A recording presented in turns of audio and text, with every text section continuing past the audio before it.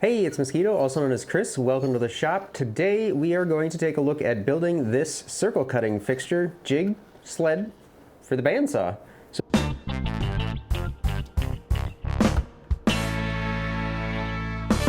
A little bit ago I created this bandsaw sled and I used it to turn a log into two of these. Problem is, after I turned it into two of these, now I got to turn around because that's easier on the lathe. Also, if you missed the video on that, I'll put a link to that up in the corner to check that out. Circle, is it a jig or a fixture? Because the tool's not moving, so that kind of makes it feel like I'm guiding the workpiece over the tool, which is kind of the reverse of a jig, and a fixture would, I mean, I'm holding the workpiece so I can, this circle sled, aha! This was my old one.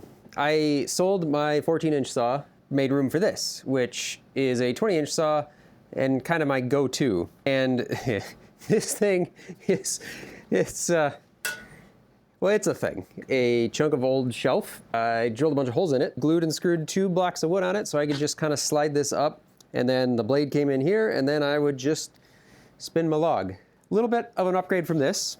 I came up with this. Essentially, we've got a miter bar on the back, a stop strip on the front, so that obviously fits on my table. And then on the end, I've got a thumb screw, and then this is actually miter bar. The other half of it is basically the same thing as what you would see for kind of a standard miter setup for like a miter bar or whatever you might have on a table saw, something like that. It's captured, so it doesn't come out, it only slides this way. Review of how a miter slot works is over, so let's get back to it. And then this is like a specific key nut for like inserting into the T-track. And then in this miter bar, I've got 2 holes that I drilled for, I think this is a number 8. I wanted to get a screw that was long enough and large enough that wasn't fully threaded. And I just wanted that because I thought it might be a little bit smoother and wouldn't chew up my aluminum quite as much, but might not be that big of a deal, I don't know. And then on the other end has a larger hole, and we will get to that in a little bit. So let's get to actually building this thing now. I've got my piece of plywood with my miter bar, one of those HDPE sliders, because I already had it already screwed in place, and I have it flush to the edge of my table. The first thing I'm going to do is use some double-sided tape because I need this to be kind of 2 layered. If miter bar setup is about 5/8 of an inch thick, so maybe if you had 1 inch it might work out, but either way, what I'm going to do is take my fence so that it's right up against the edge, because I want to be able to have something to reference and to line up against. So here I'm just moving my fence so that I can line up my plywood at the edge of the existing one. And now I am just going to stick it down so that I can cut the kerf that I need to, because I need to figure out exactly how far back this is going to go, and then I'm going to cut out the rest of it later.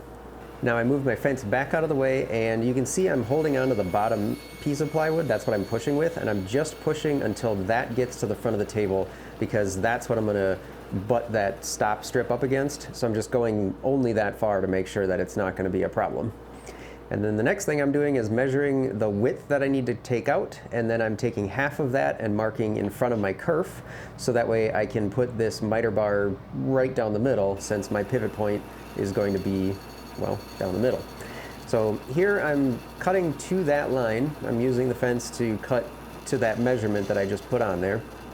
And then what I'm going to do is flip this and then reline this up, and I measured how far that cut was, so now I'm going to just cut out this back corner section, and we will work on reattaching that in a second.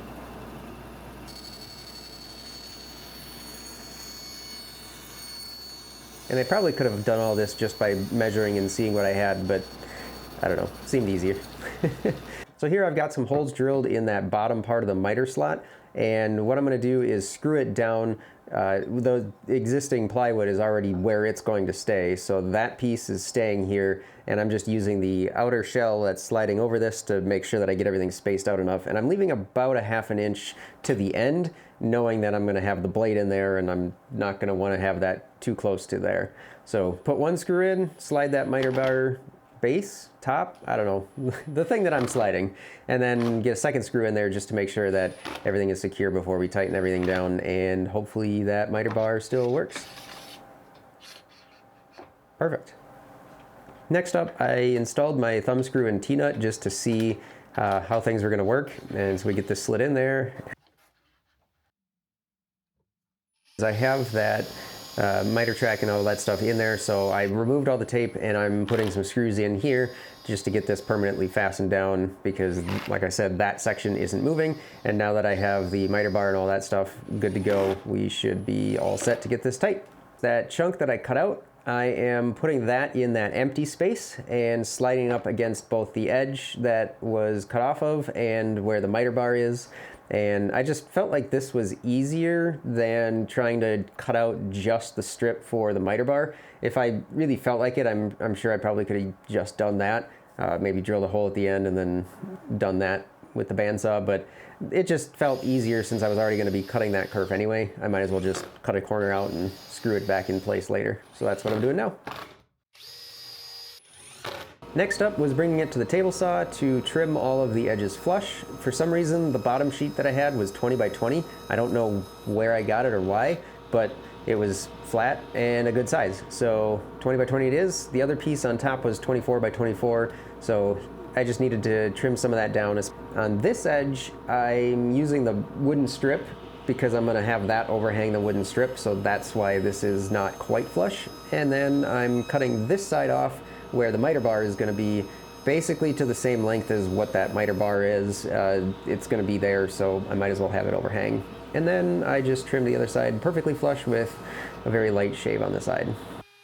Putting some roundovers on it because I'm going to be handling this thing a bunch and it is plywood. I don't want to get splinters and slivers and all that fun, so we're just going to clean things up a little bit. Once we got that done, we are back at the bandsaw and I am attaching that front strip, so that just kind of hangs underneath that front lip. So I'm just going to screw that in place and get that all tightened down, and then we have a nice little strip that will stop that thing exactly where I need it to be. Also, I was running the bandsaw there because that piece that I had put in, I had screwed all the way to the edge. So I needed to make that kerf again. So here I am reinstalling that miter bar and then putting a screw at the end to act as a stop so I don't accidentally run this thing too far and hit it with the blade. And there you have it. You've got the hole in the end of the miter slot or the miter track, and you want to put that in here. But because I use 3/4 inch plywood, it's a little bit shorter than my plywood once everything is together. So you could probably stack a couple of washers, or I also was gonna make one out of just plywood and then just drill a hole in the middle of it. And that worked out fine height-wise, but I figured I've got a 3D printer, I might as well use that. So I put that on there, and then I just drive this screw in until that is still free to spin, but kind of snugged down to that washer there.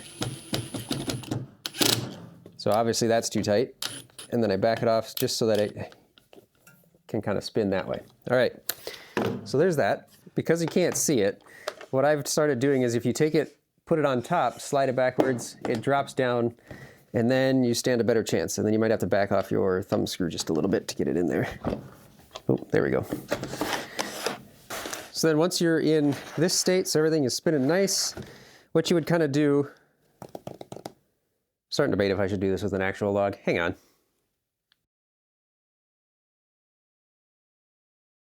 Now that we're reset with the actual log, so I'm pulled back just so I can kind of swing things around a little bit. So what I'm going to do is I'm going to look at the kerf from the blade, and I'm going to move this over to about where I want it to be, and I'm going to lock that down. And what I'm doing is kind of just coming right up to the edge, even though I know I'm going to end up turning that away later. I just want to see where I'm at when I come around to the other side. So obviously that's going to be well and truly through, because this side is a lot wider than this side. So now what you do is you turn everything on, you go in, and you start cutting your circle.